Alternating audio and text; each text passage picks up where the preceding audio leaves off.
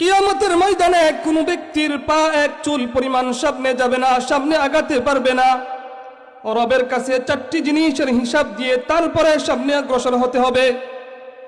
সেই 4টি জিনিসের মধ্যে থেকে প্রথম জিনিস হলো আন উমরিহি ফিমা আফনা, আমি গোটা জীবনটা আমি কোথায় ব্যয় করেছি রবের কাছে সেই হিসাব দিয়ে আমাকে সামনে এগোতে হবে। প্রথমে আপনাকে কিয়ামতের ময়দানে জিজ্ঞাসা করবে আল্লাহ পাক রব্বুল আলামিন, তোমাকে যে আমি দুনিয়াবি যে জিন্দেগি তোমাকে দিয়েছিলাম দুনিয়াতে, সেই দুনিয়াতে থেকে তুমি তোমার জীবনটাকে তুমি কিভাবে কাটিয়েছো? তুমি কি রবের ইবাদতে কাটিয়েছিলে কিনা, নাকি রবের নাফরমানিতে তুমি জীবনটা কাটিয়েছিলে? সেই হিসাব দিয়ে আমাকে সামনে অগ্রসর হতে হবে। দ্বিতীয় যে বিষয়টা রব আমাদেরকে জিজ্ঞাসা করবেন সেই বিষয়টা হলো আন শাবাবিহি ফিমা আবলা, আল্লাহ পাক রব্বুল আলামিনের ইচ্ছা হলো প্রত্যেক ব্যক্তিকে তার কৃতকর্মের হিসাব দিয়ে তারপরে তাকে তার ফল স্বরূপ তাকে জান্নাত দিবেন বা জাহান্নাম দিবেন। আল্লাহ পাক রব্বুল আলামিন প্রত্যেকটি মানুষকে যৌবন সম্পর্কে জিজ্ঞাসা করবেন, সে তার যৌবনের সময়টাতে সে কি আল্লাহ তাআলার নাফরমানি করেছিল কিনা।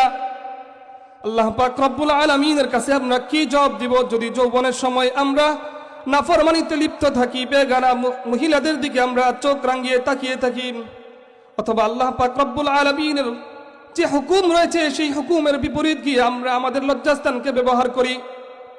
সূরাতুল মুমিনিনের মধ্যে আল্লাহ পাক রব্বুল আলামিন মুমিনের সিফাত বলে দিয়েছেন, ওয়াল্লাযীনা হুম লিফুরুজিহিম হাফিযুন, ওই সমস্ত ব্যক্তিরা হলো প্রকৃতপক্ষে মুমিনের পাশাপাশি তারাই সফল, তারাই কামিয়াব যারা স্বীয় লজ্জাস্থানকে হেফাজত করেছেন। স্বীয় লজ্জাস্থানকে কখন হেফাজত করে মানুষ? সর্বোৎকৃষ্ট সময় মানুষের জীবনে যৌবনকাল। সেই যৌবনকাল পেয়ে যখন মানুষের উদাসীনতা থাকে, সেই উদাসীনতার জামানায় যে ব্যক্তি নিজের লজ্জাস্থানকে হেফাজত করে কাল কিয়ামতের ময়দানে আল্লাহ পাক রব্বুল আলামিনের দরবারে এসে অকপটে সে জান্নাতে দাখিল হতে পারবে। আল্লাহ পাক রব্বুল আলামিন মুমিনের প্রত্যেকটি বিষয় সম্পর্কে তাকে জিজ্ঞাসা করবে। অন্যত্র আয়াতের মধ্যে এসেছে, মা কান আল্লাহু লিয়াদারাল মুমিনিনা আলা মা আনতুম আলাইহি হাত্তা ইয়ামিজাল খাবিসা মিনাত তাইয়্যিব। আল্লাহ পাক রব্বুল আলামিন কোন ব্যক্তিকে এমনি এমনি ছেড়ে দিবেন না, ভালোকে খাবিসদের থেকে পৃথক করে তারপর আল্লাহ পাক রব্বুল আলামিন জান্নাতে দিবেন। দুনিয়াতে পাঠিয়েছে এমনি এমনি আমাদেরকে ছেড়ে দিবেন, এই আশা কোশ্চিন কালেও আমরা করতে পারি না। অবশ্যই রবের এক মাকসাদ নিয়ে আমরা এই দুনিয়াতে বসবাস করতেছি, একটা উদ্দেশ্য নিয়ে আমরা এখানে আছি। মুহতারাম সামিঈন, যে হাদিস বলতেছিলাম যে কিয়ামতের ময়দানে আল্লাহ পাক রব্বুল আলামিন 4টি জিনিসের হিসাব নিয়ে তারপর আপনাকে সামনে এগোতে দিবেন। প্রথম দুইটি জিনিস আমি আপনাদের সম্মুখে বলেছি। তৃতীয় জিনিসটা কি? তৃতীয় জিনিসটা হলো আন মালিহি মিন আইনা মাকতাসাবাহু, আন মালিহি মিন আইনা মাকতাসাবাহু ওয়া ফীমা আমিলা বিহি। আল্লাহ পাক রব্বুল আলামিন কিয়ামতের ময়দানে প্রত্যেক ব্যক্তিকে জিজ্ঞাসা করবেন, তুমি যে সম্পদ উপার্জন করেছিলে সেই সম্পদ কোথা থেকে অর্জন করেছিলে? সেই সম্পদটা কি তুমি হালাল পন্থায় অর্জন করেছিলে কিনা হারাম পন্থায় অর্জন করেছিলে? যদি হালাল পন্থায় অর্জন করে থাকো, অর্জন করার পর সেই মাল তুমি কোথায় খরচ করেছিলে, কোথায় তুমি সেই মালকে ব্যয় করেছিলে? আল্লাহ পাক রব্বুল আলামিন আমাদেরকে যে সমস্ত দ্বন্দ্ব দিয়েছেন সমস্ত কিছু রবের অনুগ্রহে আমরা প্রাপ্ত। সুতরাং আল্লাহ পাক রব্বুল আলামিন যখন আমাদেরকে জিজ্ঞাসা করবেন, আমার অনুগ্রহ প্রাপ্ত মাল তুমি কোথায় ব্যয় করেছিলে? যদি আমার মালটা গানবাদ্য যন্ত্রের মধ্যে খরচ করে থাকি, যদি আমরা আমার মালটাকে রবের নাফরমানির মধ্যে খরচ করে থাকি, তাহলে রবের সম্মুখে আমরা কি জবাব দিব? অনেক ব্যক্তি এমন রয়েছে তার মাল কামানোর ক্ষেত্রে কখনো সে ভ্রুক্ষেপ করে না, আমার মালটা কি হালাল পন্থায় কামাই করছি নাকি হারাম পন্থায়। সুদ ঘুষের রেওয়াজ এই জমিনে এখন একবারে প্রচুর পরিমাণ সয়লাভ করেছে। সুদ আর ঘুষ অত্যন্ত মারাত্মক কবিরা গুনাহ।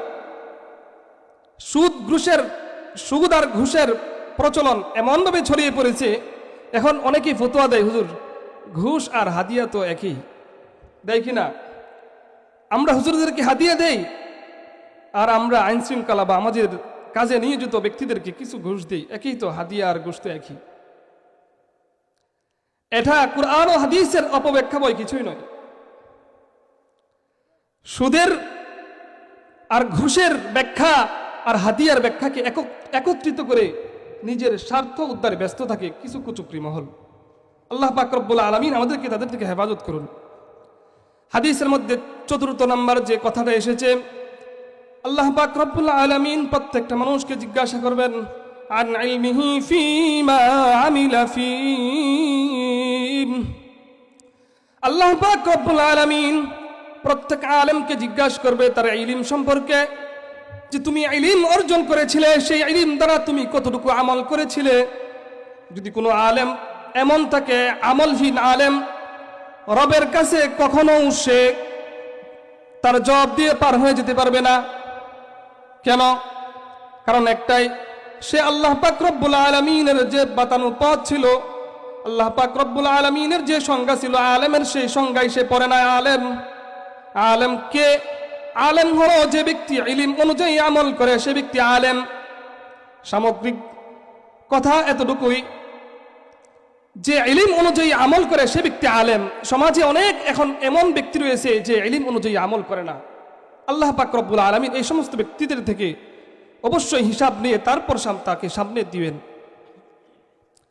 আমি আপনাদের সম্মুখে কোরআনের সূরাতুল আনফালের 2 নম্বর আয়াত 3 নম্বর আয়াত আপনাদের সম্মুখে পেশ করেছি। এই হাদিসগুলোর সাথে সামঞ্জস্য রেখেই আলোচনা। আল্লাহ পাক রব্বুল আলামিন কোরআনে কারীমের মধ্যে বলেন, ইন্নামাল মুমিনুনা আল্লাযীনা ইযা যুকিরাল্লাহু ওয়াজিলাত কুলুবুহুম ওয়া ইযা তুলিয়াত আলাইহিম আয়াতুহু যাদাতহুম ঈমানা। মুমিনের 5টি বৈশিষ্ট্য রয়েছে। কয়টি বৈশিষ্ট্য? মুমিনের বৈশিষ্ট্য কয়টি? 5টি। প্রথম নাম্বার বৈশিষ্ট্য হলো ইন্নামাল মুমিনুনা আল্লাযীনা ইযা যুকিরাল্লাহ, আল্লাহ পাক রব্বুল আলামিনের জিকির যখন কোনো ব্যক্তির সম্মুখে করা হবে, ওয়াজিলাত কুলুবুহুম, ওই ব্যক্তির অন্তর আল্লাহ পাক রব্বুল আলামিনের তাজিমে, তার সম্মানে কেঁপে উঠবে। ভয় 2 প্রকার, কেঁপে উঠে অন্তর 2টি কারণে। যদি ভীতিকর কোনো বস্তু আমি সামনে দেখি, তখন আমার অন্তর কেঁপে ওঠে কি না? আবার যখন কোনো একজন বড় ব্যক্তি দেখি, তখন তার তাজিমেও আমার অন্তর কেঁপে ওঠে কি না? আমি এক বাঘ দেখছি, বাঘ দেখে আমি ভীতু সন্তুষ্ট হয়েছি, আমার অন্তর কেঁপে উঠেছে। আমি বড় একজন ব্যক্তি দেখেছি, তাকে দেখে হুট করে আমার অন্তর কেঁপে ওঠে কি না? আল্লাহ পাক রব্বুল আলামিনের জিকির যে মজলিসে করা হবে, সেই মজলিসরত ব্যক্তিরা আল্লাহ পাক রব্বুল আলামিনের জিকির যখনই হবে, আল্লাহ পাক রব্বুল আলামিনের তাজিমে তার অন্তর কেঁপে উঠবে। এটা হচ্ছে মুমিনের একটি সিফাত। এখন কোন মজলিসে যদি আল্লাহ পাক রব্বুল আলামিনের জিকির হয়, স্মরণ হয়, কথা হয়, সেই মজলিসে যদি আল্লাহ তাআলা তাজিমে আমার অন্তর কেঁপে না উঠে, মনে করতে হবে আমি মুমিনের 5টি খাসিয়াতের 5টি বৈশিষ্ট্যের প্রথম খাসিয়ত থেকে আমি মাহরুম, প্রথম বৈশিষ্ট্য থেকে আমি মাহরুম।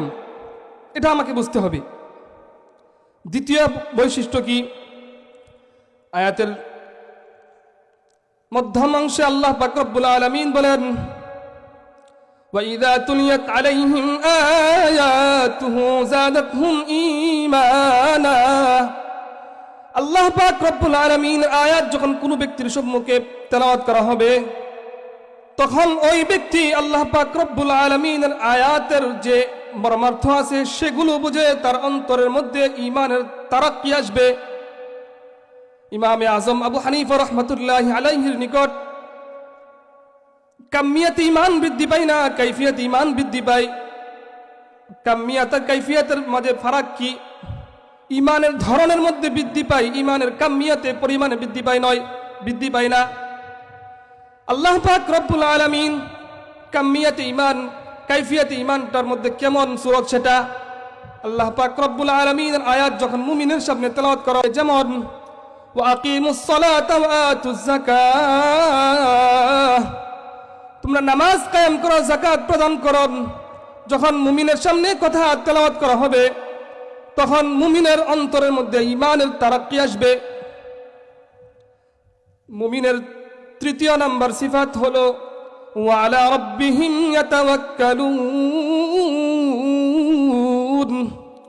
মুমিন ব্যক্তি সর্বদাই আল্লাহ পাক রব্বুল আলামিনের উপর ভরসা করবে, সর্বদাই আল্লাহ পাক রব্বুল আলামিনের উপর ভরসা করবে, নিশ্চিতভাবে আল্লাহ পাক রব্বুল আলামিনের উপর ভরসা করবে মুমিন ব্যক্তি।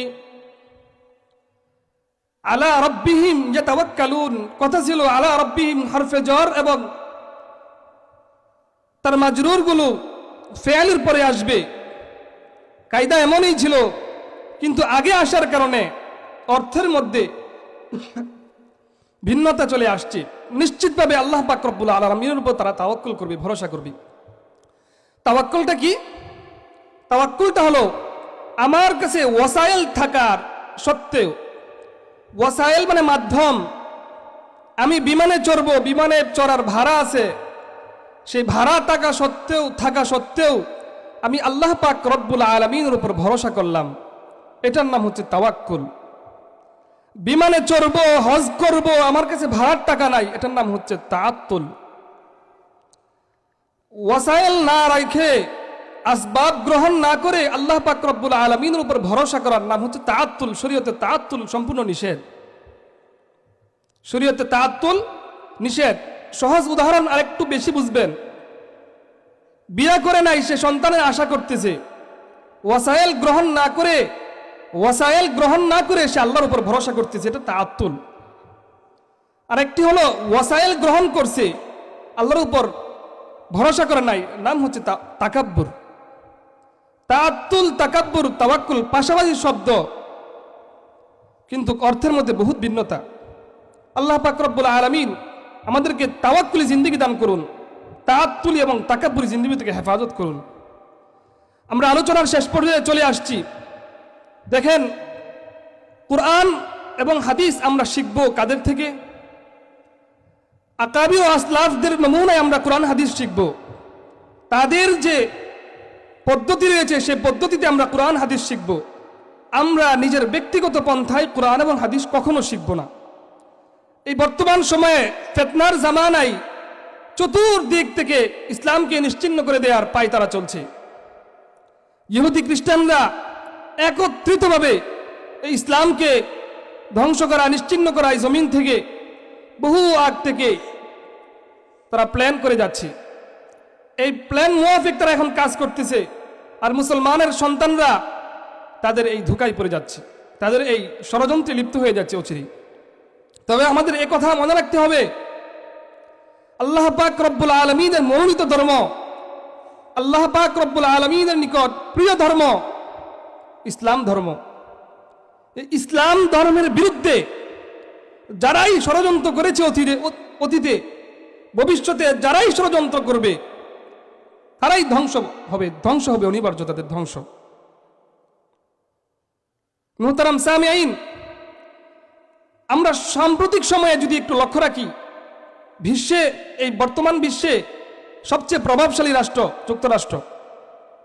সেই যুক্তরাষ্ট্রের বড় এক রাজ্য হচ্ছে ক্যালিফোর্নিয়া রাজ্য। সেই রাজ্যে যুক্তরাষ্ট্রের মধ্যে সব থেকে বেশি বেহায়াপনা, উলঙ্গপনা সবকিছু বেশি হচ্ছে। বর্তমানে এক আগুনের দাবানলে জ্বলছে সেই শহর। আল্লাহ পাক রব্বুল আলামিনের ধরা আমার বড় মারাত্মক ধরা।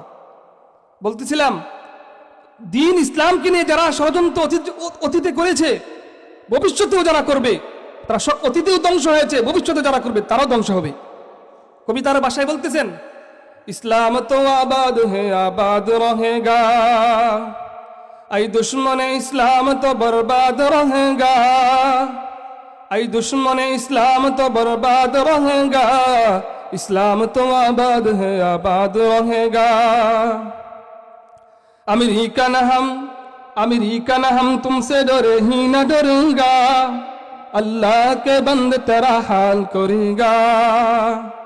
जिस आंखें गलत मस्जिद अक़सा पे उठेगा, जिस आंखें गलत मस्जिद अक़सा पे उठेगा, उस आँख की बीनाई सलामत न रहेगा, उस आँख की बीनाई सलामत न रहेगा। अंजाम तेरा अपना खुदा याद रहेगा, अंजाम तेरा अपना खुदा याद रहेगा।